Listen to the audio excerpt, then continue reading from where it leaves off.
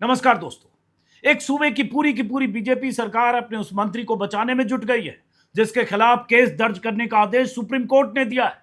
मामला मध्य प्रदेश का है। मंत्री का नाम विजय शाह है। केस कर्नल सोफिया कुरैशी के लिए अपमानजनक बयान देने से जुड़ा है। बीजेपी के मंत्री को सुप्रीम कोर्ट के प्रकोप से बचाने के लिए मोहन यादव की पूरी कैबिनेट एकजुट हो गई है। ऑपरेशन सिंदूर के दौरान कर्नल सोफिया कुरैशी पर दिए सांप्रदायिक बयानों के बाद विवादों में आए मंत्री विजय शाह के साथ मुख्यमंत्री मोहन यादव की कैबिनेट ढाल बनकर खड़ी हो गई है। खबरों की माने तो सुप्रीम कोर्ट के सख्त आदेश को ठेंगे पर रखकर मोहन यादव की कैबिनेट ने यह तय किया है कि मंत्री विजय शाह के खिलाफ केस चलाने की, उन्हें प्रोसिक्यूट करने की मंजूरी नहीं देंगे। सोचिए जरा, मंत्री विजय शाह के खिलाफ केस चलाने की अनुमति सुप्रीम कोर्ट के आदेश पर बनी एसआईटी ने मांगी है और उस एसआईटी में मध्य प्रदेश सरकार के ही 3 मुलाजिम अफसर हैं। सुप्रीम कोर्ट ने एसआईटी रिपोर्ट के बाद दो टूक लहजे में आदेश दिया है कि मंत्री के खिलाफ केस दर्ज करके आगे की कार्रवाई की जाए। लेकिन कई हफ्ते बीत गए, सरकार कुंडली मारे बैठी थी सुप्रीम कोर्ट के आदेश पर, और अब खबर यह आ रही है मुख्यमंत्री मोहन यादव अपनी सरकार के उस बददिमाग, बदमिजाज, बदनाम और विवादित मंत्री को बचाने में जुटे हैं जिसके खिलाफ 31 अगस्त 2025 को एसआईटी ने केस चलाने की अनुमति मांगी थी। जिसके खिलाफ केस दर्ज करने में हो रही देरी पर फटकार लगाते हुए सुप्रीम कोर्ट ने करीब 3.5 महीने पहले यानी 8 मई 2026 को कहा था, इनफ इज इनफ, बस बहुत हुआ। मंत्री पर केस दर्ज करने में देरी क्यों हो रही है? अब हमारे आदेश का पालन कीजिए। सुप्रीम कोर्ट को यह तब कहना पड़ा जब 19 जनवरी 2026 के आदेश का पालन राज्य सरकार ने नहीं किया था, जिसमें 2 सप्ताह के भीतर सरकार को अपने मंत्री पर केस चलाने की मंजूरी देनी थी। सुप्रीम कोर्ट ने बीजेपी के इस मंत्री के बारे में और क्या कुछ कहा है, सुप्रीम कोर्ट के आदेश पर बनी एसआईटी की जांच में क्या है, इस पर आने से पहले जरा जान लीजिए कि कैबिनेट मीटिंग में हुआ क्या। दैनिक भास्कर की खबर के मुताबिक मंगलवार को रूटीन बैठक के तुरंत बाद 5 सीनियर अफसरों को छोड़कर बाकी अधिकारियों को उस कक्ष से बाहर जाने को कहा गया जहां कैबिनेट बैठक हो रही थी। इसके बाद एसआईटी रिपोर्ट पर विजय शाह ने मंत्रियों के सामने, कैबिनेट के सामने अपनी पूरी सफाई दी। विजय शाह का पक्ष सुनने के बाद मुख्यमंत्री मोहन यादव ने उन्हें रूम से बाहर कर दिया। फिर कानूनी पहलुओं और शाह को बचाने के तर्कों पर चर्चा हुई। करीब पौन घंटे की बातचीत के बाद, माथापच्ची के बाद, मगजमारी के बाद यह तय हुआ कि विजय शाह पर केस चलाने की मंजूरी न दी जाए।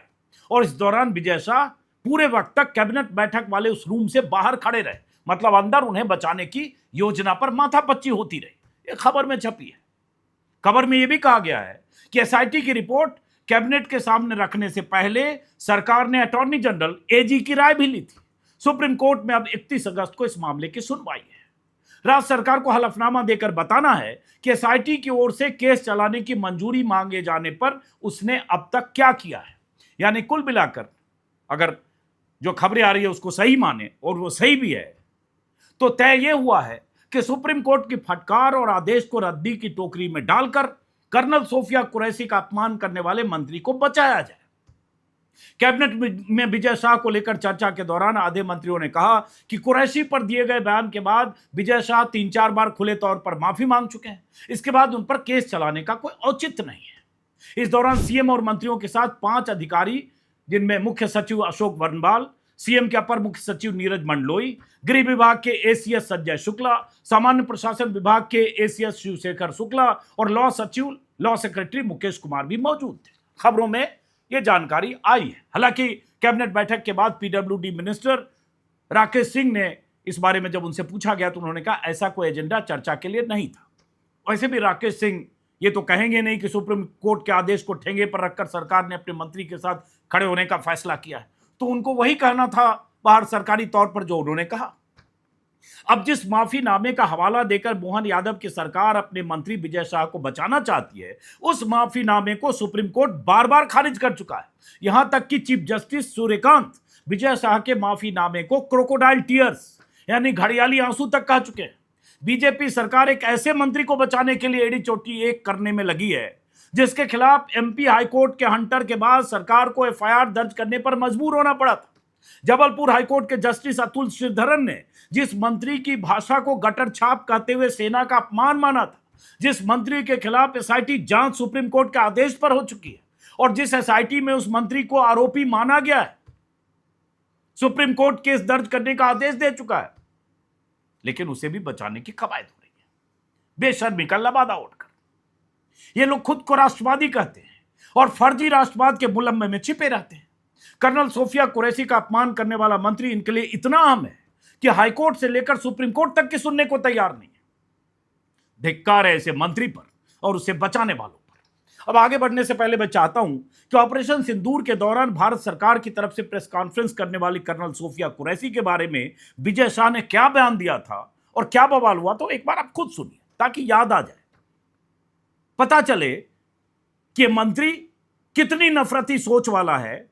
और 11 मई 2025 को महू के रायकुंडा गांव के कार्यक्रम में मंत्री ने मोदी की चापलूसी में शेखी बघारते हुए किस तरह की शर्मनाक और आपत्तिजनक भाषा का इस्तेमाल किया था, सुनिए जरा। हमारी बेटियों के सिंदूर उजाले थे, वही कटे पिटे लोगों को हमने उन्हीं की बहन भेज करके उनकी ऐसी की तैसी करवाई। एक बार मोदी जी के लिए जोरदार ताली बजाएं। उन्होंने कपड़े उतार के हमारे हिंदुओं को मारा और मोदी जी ने उनकी बहन को उनकी ऐसी की तैसी करने हमारे जहाज से उनके घर। अब मोदी जी कपड़े तो उतार नहीं सकते थे, इसलिए उनके समाज की बहन को भेजा कि तुमने हमारी बहनों को अगर विधवा किया है तो तुम्हारे समाज की बहन आके तुम्हें नंगा करके छोड़ेगी। देश का सम्मान, मान सम्मान और हमारी बहनों का सुहाग का बदला तुम्हारी जाति की समाज की बहनों को पाकिस्तान भेजकर से कोई ले सकता है। बीजेपी सरकार के मंत्री विजय शाह के इस बयान पर उस वक्त बहुत बवाल हुआ था, क्योंकि सीधे तौर पर विजय शाह ने कर्नल सोफिया कुरैशी को एक तरह से आतंकियों की बहन बता दिया था। वो कर्नल सोफिया कुरैशी जो उस दौरान ऑपरेशन सिंदूर के दौरान भारतीय सेना का चेहरा थी। हर रोज देश कर्नल सोफिया कुरैशी और उनके साथ जो उनके दो सहयोगी थे, उन्हीं के जरिए देश को पता चल रहा था कि भारतीय सेना किस तरह से पाकिस्तान का मुकाबला कर रही है, पाकिस्तान को सबक सिखा रही है। लेकिन उस कर्नल सोफिया कुरैशी को उनकी धार्मिक पहचान के आधार पर एक बीजेपी के मंत्री ने टारगेट किया। अपनी नफरती सोच का इजहार करते हुए एक धर्म के लोगों को भी सामूहिक तौर पर अपने बयान में टारगेट किया। मंत्री विजय शाह के बयान पर जबलपुर हाईकोर्ट ने स्वतः संज्ञान लिया, क्योंकि उनके बयान वायरल हुए। कोर्ट ने कहा था, this court has been compelled to take up this matter suo motu. Justice Atul Shridharan ने विजय शाह के खिलाफ न सिर्फ तत्काल एफआईआर दर्ज करने का आदेश दिया था, बल्कि उनकी भाषा को गटर छाप भाषा कहते हुए बहुत तीखी टिप्पणी की थी।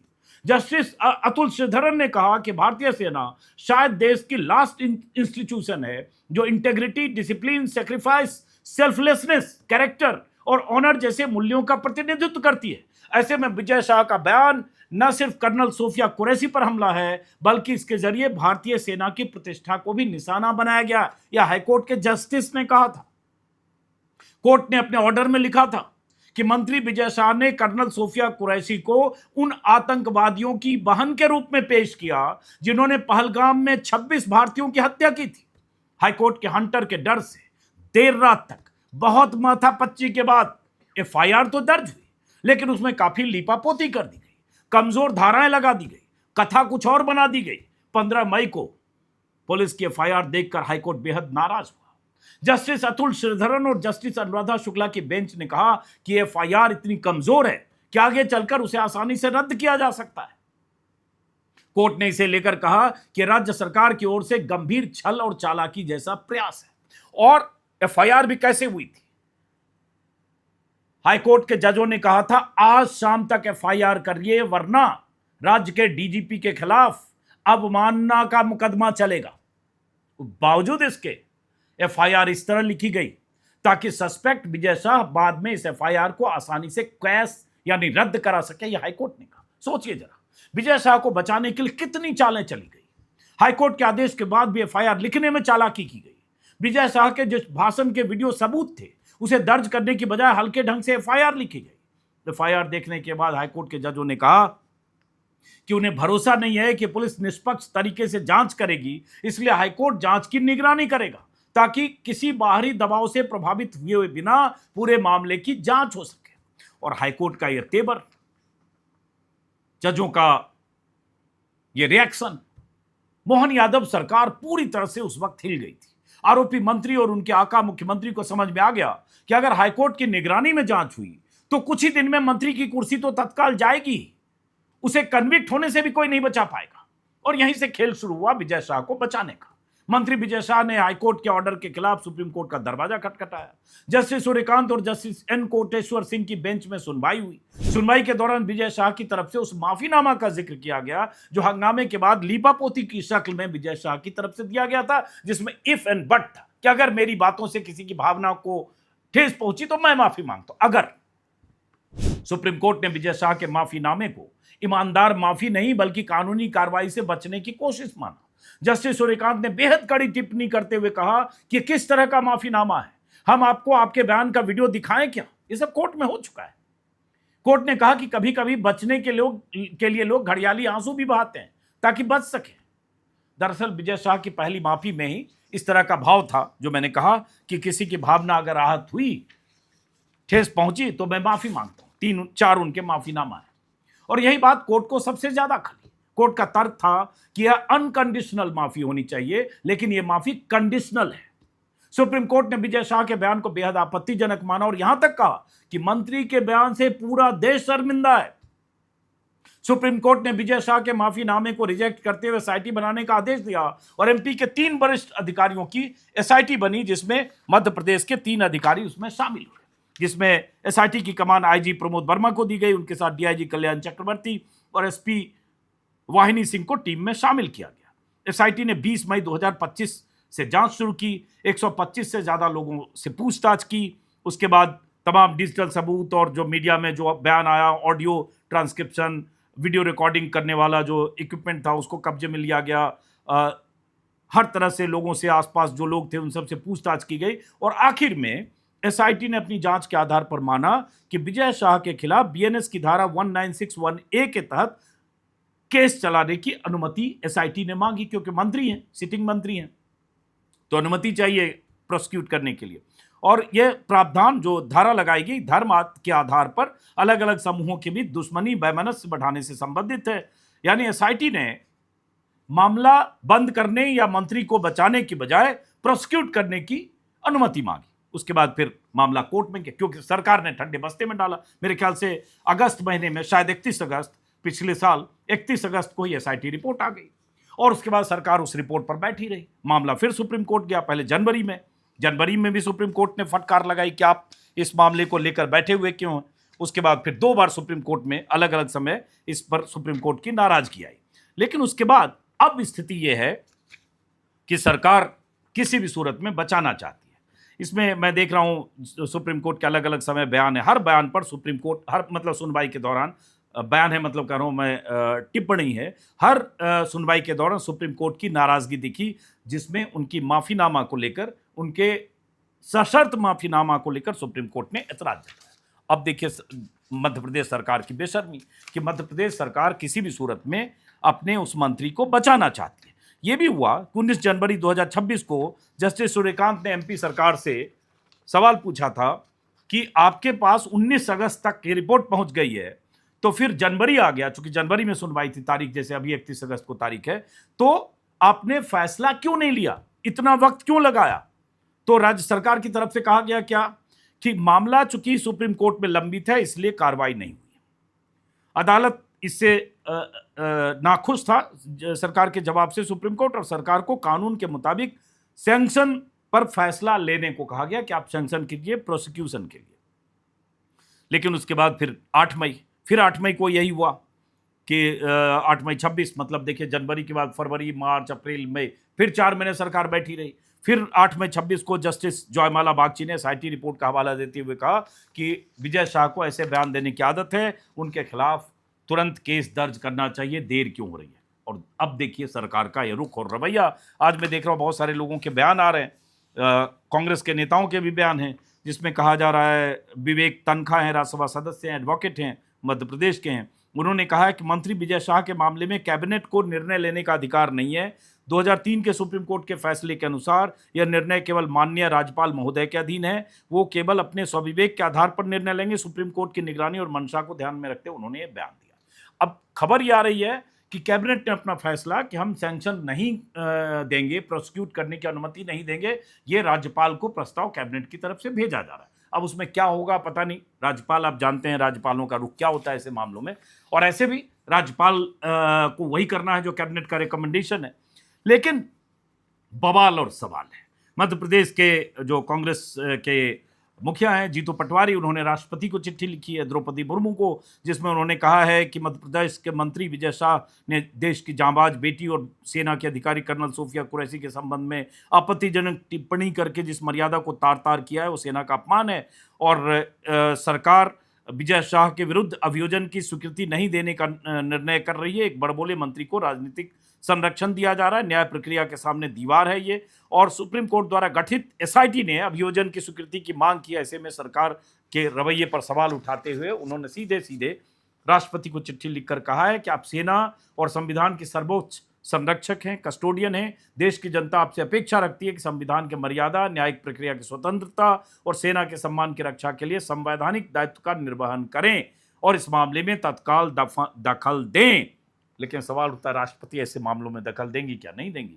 राज्यपाल क्या करेंगी उसका अंदाजा है। एक तस्वीर बहुत लोग शेयर कर रहे हैं कि द्रौपदी मुर्मू का राष्ट्रपति का जब मध्य प्रदेश दौरा हुआ था 19 जून को, तो राष्ट्रपति को रिसीव भी इसी मंत्री ने एयरपोर्ट पर, मतलब मुख्यमंत्री भी थे और लोग थे, गुलदस्ता देने वाले समूह में विजय शाह भी थे।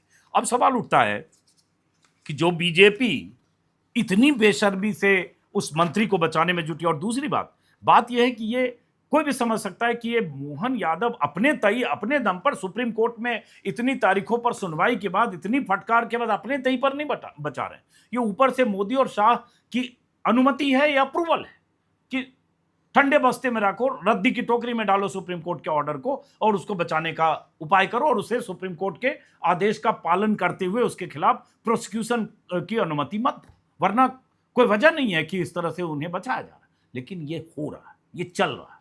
उनके लिए एक मंत्री इतना मायने रखता है, उनके कोई भी बयान, उस वक्त भी मैंने, मुझे लगता है कई बार वीडियो किया था, विजय शाह के जो भी बयान हैं वो बयान इस बात की तस्दीक करते हैं कि उस बयान में ऐसा कुछ नहीं है जिससे उस शख्स को अफसोस हो, क्योंकि वो हैबिचुअल ऑफेंडर है। ये सुप्रीम कोर्ट में जस्टिस बागची ने भी कहा कि वो इस तरह के बयान देने की उनकी आदत है, एसआईटी रिपोर्ट में भी है, और उनके कई बयान पहले की हैं। इससे पहले भी 2013 में विधानसभा चुनाव से पहले विजय शाह ने तत्कालीन मुख्यमंत्री, उस वक्त उन्हीं की पार्टी के, उन्हीं की सरकार के शिवराज सिंह चौहान की पत्नी को लेकर कुछ ऐसी अभद्र भाषा का इस्तेमाल किया था और तब उन्हें मंत्री पद छोड़ना पड़ा था। इसी तरह से राहुल गांधी से लेकर विद्या बालन, तमाम ऐसे मौकों पर वो अपने विवादित बयानों के लिए कुख्यात हैं, दरअसल मैं कहूं। लेकिन सवाल उठता है कि बीजेपी एक कुख्यात मंत्री को सुप्रीम कोर्ट के सीधे आदेश और एसआईटी की जांच के बाद जो सुप्रीम कोर्ट का आदेश है उसको रद्दी की टोकरी में डालकर या नजरअंदाज करके क्यों बचाना चाहती है। और दिलचस्प बात ये देखना होगा उस तारीख का, 31 अगस्त को जब सुनवाई है,